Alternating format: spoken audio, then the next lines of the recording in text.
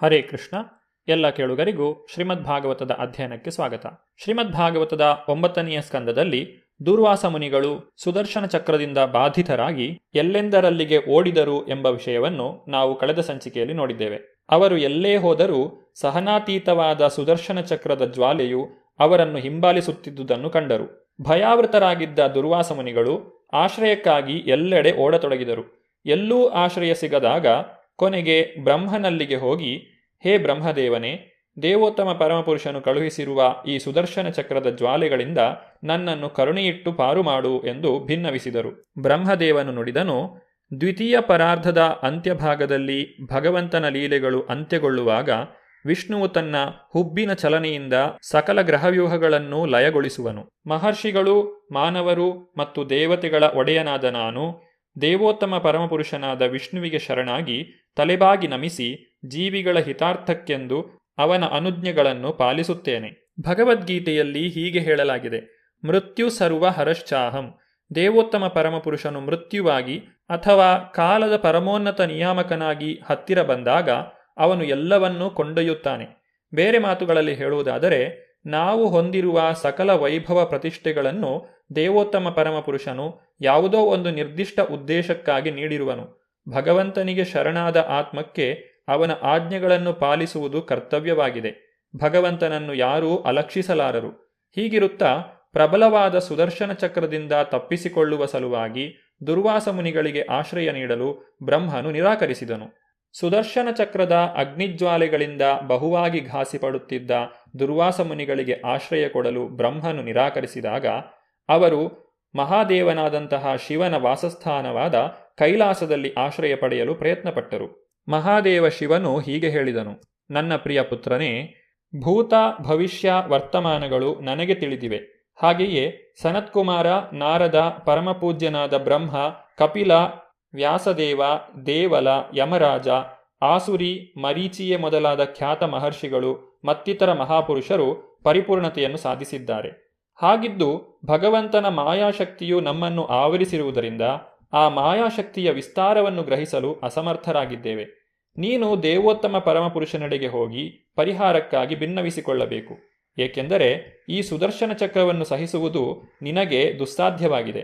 ನೀನು ವಿಷ್ಣುವಿನಲ್ಲಿಗೆ ಹೋಗು. ಅವನು ನಿಜವಾಗಿಯೂ ಕರುಣೆ ತೋರಿ ನಿನಗೆ ಸನ್ಮಂಗಳವನ್ನು ಅನುಗ್ರಹಿಸುತ್ತಾನೆ. ತರುವಾಯ ದುರ್ವಾಸ ಮುನಿಗಳು ವೈಕುಂಠಧಾಮಕ್ಕೆ ತೆರಳಿದರು.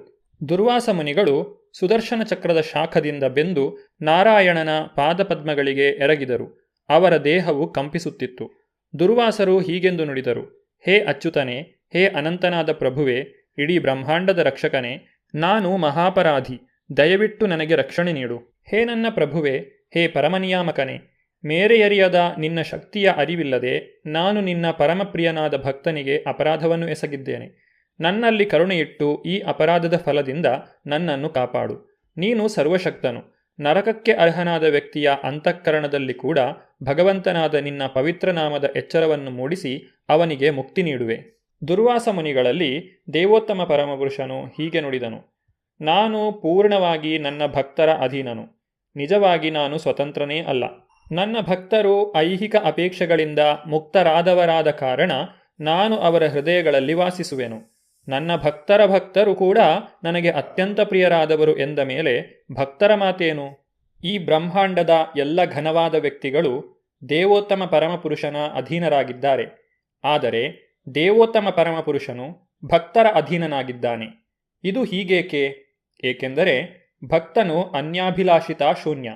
ಬೇರೆಯ ಮಾತುಗಳಲ್ಲಿ ಹೇಳುವುದಾದರೆ, ಭಕ್ತನ ಹೃದಯದಲ್ಲಿ ಐಹಿಕ ಅಪೇಕ್ಷೆಗಳು ಇಲ್ಲ. ಸದಾ ದೇವೋತ್ತಮ ಪರಮಪುರುಷನನ್ನು ಧ್ಯಾನಿಸುತ್ತಿರಬೇಕು ಎನ್ನುವುದು ಹಾಗೂ ಅತ್ಯುತ್ತಮವಾದ ಬಗೆಯಲ್ಲಿ ಅವನ ಸೇವೆಯನ್ನು ಮಾಡಬೇಕು ಎನ್ನುವುದನ್ನು ತಿಳಿಯುವುದು ಅವನ ಒಂದೇ ಒಂದು ಅಪೇಕ್ಷೆಯಾಗಿದೆ. ಈ ದಿವ್ಯ ಅರ್ಹತೆಯಿಂದಾಗಿ ಭಗವಂತನು ಭಕ್ತರಿಗೆ ಅತೀವ ಶುಭಕರನಾಗಿದ್ದಾನೆ. ಬರೀ ಭಕ್ತರಿಗೆ ಮಾತ್ರ ಹಾಗಲ್ಲ, ಭಕ್ತರ ಭಕ್ತರಿಗೂ ಶುಭಕರನೇ ಆಗಿದ್ದಾನೆ. ಭಕ್ತರ ಭಕ್ತನಾಗದೆ ವ್ಯಕ್ತಿಯು ಪ್ರಾಪಂಚಿಕ ಬಂಧನಗಳಿಂದ ಮುಕ್ತನಾಗಲಾರನು. ಆದ್ದರಿಂದ ಶ್ರೀ ಚೈತನ್ಯ ಮಹಾಪ್ರಭುಗಳು ತಮ್ಮನ್ನು ಗೋಪಿಭರ್ತು ಪದಕಮಲಯೋರ್ ದಾಸ ದಾಸಾನುದಾಸ ಎಂದು ಗುರುತಿಸಿಕೊಂಡಿದ್ದಾರೆ. ನಾವೇ ಪ್ರತ್ಯಕ್ಷವಾಗಿ ಶ್ರೀಕೃಷ್ಣನ ಸೇವಕರಾಗದೆ ಶ್ರೀಕೃಷ್ಣನ ಸೇವಕರ ಸೇವಕರಾಗಬೇಕೆಂದು ಶ್ರೀ ಚೈತನ್ಯ ಮಹಾಪ್ರಭುಗಳು ನಮಗೆ ಉಪದೇಶ ಮಾಡುತ್ತಿದ್ದಾರೆ. ದೇವೋತ್ತಮ ಪರಮಪುರುಷನು ತನ್ನ ಮಾತುಗಳನ್ನು ಮುಂದುವರಿಸಿ, ಹೇ ಬ್ರಾಹ್ಮಣ ಶ್ರೇಷ್ಠನೇ, ಸಾಧುಪುರುಷರಿಗೆ ನಾನು ಏಕೈಕ ಗಮ್ಯಸ್ಥಾನವಾಗಿದ್ದೇನೆ. ಅವರಿಲ್ಲದೆ ನಾನು ದಿವ್ಯಾನಂದವನ್ನಾಗಲಿ ಪರಮಶ್ರೇಷ್ಠವಾದ ವೈಭವಗಳನ್ನಾಗಲಿ ಅನುಭವಿಸಲು ಅಪೇಕ್ಷೆ ಪಡುವುದಿಲ್ಲ. ದೇವೋತ್ತಮ ಪರಮಪುರುಷನು ಸ್ವಯಂಪೂರ್ಣನು. ಆದರೆ ದಿವ್ಯಾನಂದವನ್ನು ಅನುಭವಿಸಲು ಅವನಿಗೆ ಭಕ್ತರ ಸಹಕಾರವು ಬೇಕಾಗಿದೆ. ನಿದರ್ಶನಕ್ಕೆ, ವೃಂದಾವನದಲ್ಲಿನ ಶ್ರೀಕೃಷ್ಣನು ಸ್ವಯಂಪೂರ್ಣನಾಗಿದ್ದರೂ ಭಕ್ತರಾದ ಗೋಪಿಯರು ಹಾಗೂ ಗೋಪಬಾಲಕರ ಸಹಕಾರವನ್ನು ಬಯಸುತ್ತಾನೆ. ಏಕೆಂದರೆ ಅವರ ಸಹಕಾರದಿಂದ ಅವನ ದಿವ್ಯಾನಂದವು ಅಧಿಕವಾಗುತ್ತದೆ. ಹ್ಲಾದಿನಿ ಶಕ್ತಿಯನ್ನು ವೃದ್ಧಿಸಬಲ್ಲ ಅಂತಹ ಶುದ್ಧ ಭಕ್ತರು ಭಗವಂತನಿಗೆ ಅತಿಪ್ರಿಯರಾದವರು. ದೇವೋತ್ತಮ ಪರಮಪುರುಷನು ಭಕ್ತರ ಸಂಘವನ್ನು ಅನುಭವಿಸುವವನಲ್ಲದೆ ತಾನು ಅಪರಿಮಿತನಾದ್ದರಿಂದ ತನ್ನ ಭಕ್ತರ ಸಂಖ್ಯೆಯೂ ಕೂಡ ಅಪರಿಮಿತವಾಗಿ ವೃದ್ಧಿಯಾಗಬೇಕೆಂದು ಇಚ್ಛಿಸುತ್ತಾನೆ. ಹೀಗೆ ತನ್ನ ಭಕ್ತರಲ್ಲದವರು ಮತ್ತು ಬಂಡಾಯಗಾರ ಜೀವಿಗಳು ಭಗವದ್ಧಾಮಕ್ಕೆ ಹಿಂದಿರುಗಬೇಕೆಂದು ಮನವೊಲಿಸಲು ಅವನು ಐಹಿಕ ಪ್ರಪಂಚದ ಮಟ್ಟಕ್ಕೆ ತಗ್ಗಿ ಬರುವನು. ಈಗಾಗಲೇ ಅಪರಿಮಿತನಾಗಿರುವ ಅವನು ತನ್ನ ಭಕ್ತರ ಸಂಖ್ಯೆಯು ಅಪರಿಮಿತವಾಗಬೇಕೆಂದು ಆಶಿಸುತ್ತಾನೆ. ಭಗವಂತನ ಭಕ್ತ ಜನರು ಇನ್ನಷ್ಟು ಮತ್ತಷ್ಟು ಹೆಚ್ಚಾಗಬೇಕೆಂಬುದು ಕೃಷ್ಣ ಪ್ರಜ್ಞಾ ಆಂದೋಲನದ ಯತ್ನವಾಗಿದೆ.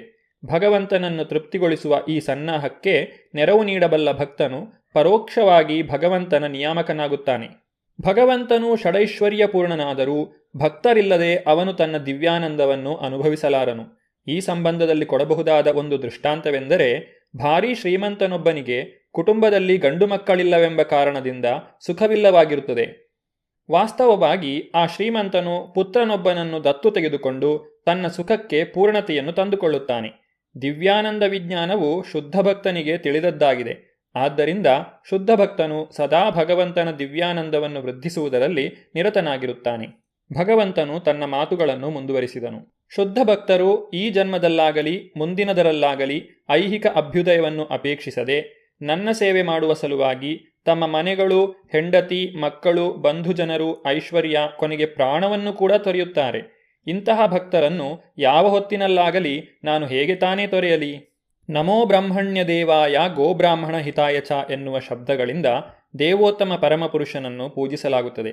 ಹೀಗೆ ಅವನು ಬ್ರಾಹ್ಮಣರ ಹಿತಾಕಾಂಕ್ಷಿ. ದುರ್ವಾಸ ಮುನಿಗಳು ಖಂಡಿತವಾಗಿಯೂ ಅತಿಶ್ರೇಷ್ಠ ಬ್ರಾಹ್ಮಣರಾಗಿದ್ದರು. ಆದರೆ ಭಕ್ತರಾಗಿಲ್ಲದೇ ಇರುವುದರಿಂದ ಭಕ್ತಿ ಸೇವೆಯಲ್ಲಿ ಅವರು ಸರ್ವಸ್ವವನ್ನು ತ್ಯಾಗ ಮಾಡಲಾಗಲಿಲ್ಲ. ಮಹಾರಾಜ ಅಂಬರೀಷನನ್ನು ಕೊಲ್ಲಲು ದುರ್ವಾಸ ಮುನಿಗಳು ದೈತ್ಯನೊಬ್ಬನನ್ನು ನಿರ್ಮಿಸಿದಾಗ ರಾಜನು ದೇವೋತ್ತಮ ಪರಮಪುರುಷನನ್ನು ಧ್ಯಾನಿಸುತ್ತಾ ಅನನ್ಯತೆಯಿಂದ ಸಂಪೂರ್ಣವಾಗಿ ಅವನನ್ನೇ ಅವಲಂಬಿಸಿ ನಿಂತಲ್ಲೇ ನಿಂತಿದ್ದನು. ದುರ್ವಾಸ ಮುನಿಗಳಾದರೋ ಭಗವಂತನ ಪರಮ ಇಚ್ಛಾಶಕ್ತಿಯ ದಿಸೆಯಿಂದ ಸುದರ್ಶನ ಚಕ್ರವು ಹಿಂಬಾಲಿಸಿ ಬಂದಾಗ ಎಷ್ಟು ಭೀತರಾಗಿದ್ದರೆಂದರೆ ಪ್ರಪಂಚದಲ್ಲೆಲ್ಲ ಓಡತೊಡಗಿ ಜಗತ್ತಿನ ಮೂಲೆ ಮೊಡಕುಗಳಲ್ಲೆಲ್ಲ ಆಶ್ರಯ ಪಡೆಯಲು ಹವಣಿಸಿದರು. ಕೊನೆಗೆ ಪ್ರಾಣಭಯದಿಂದ ದೇವೋತ್ತಮ ಪರಮಪುರುಷನನ್ನು ಮೊರೆಹೊಕ್ಕರು. ತಮ್ಮ ದೇಹದ ಮೇಲಿನ ಅತಿಮಮತೆಯಿಂದ ವೈಷ್ಣವನೊಬ್ಬನ ದೇಹವನ್ನು ಕೊಲ್ಲಬಯಸಿದರು. ತನ್ನ ಸೇವೆಯ ಸಲುವಾಗಿ ಸಕಲವನ್ನೂ ತೊರೆದ ಭಕ್ತಜನರಿಗೆ ಭಗವಂತನು ಎಲ್ಲ ರಕ್ಷಣೆಯನ್ನೂ ನೀಡುತ್ತಾನೆ. ಮನೆ, ಮಡದಿ, ಮಕ್ಕಳು, ಮಿತ್ರರು, ಸಮಾಜ ಹಾಗೂ ಪ್ರೇಮ ಇವುಗಳು ದೇವೋತ್ತಮ ಪರಮಪುರುಷನ ಅನುಗ್ರಹವನ್ನು ಗಳಿಸುವ ಮಾರ್ಗವಲ್ಲ.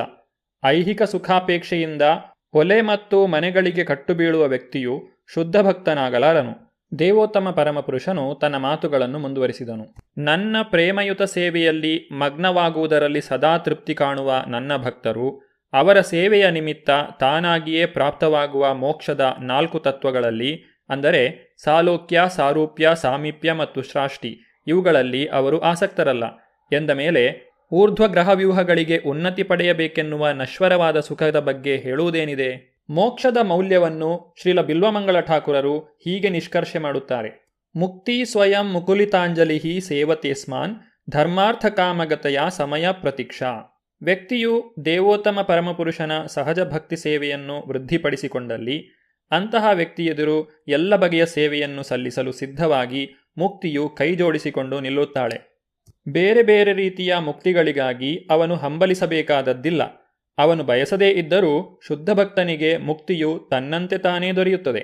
ಸಾಧವೋ ಹೃದಯಂ ಮಹ್ಯಂ ಸಾಧೂನಾಂ ಹೃದಯಂ ತ್ವಹಂ ಮದನ್ಯತ್ತೇ ನ ಜಾನಂತಿ ನಾಹಂ ತೇಭ್ಯೋ ಮನಾಗಪಿ. ಶುದ್ಧ ಭಕ್ತನು ಸದಾ ನನ್ನ ಹೃದಯ ನಿವಾಸಿಯಾಗಿರುವನು.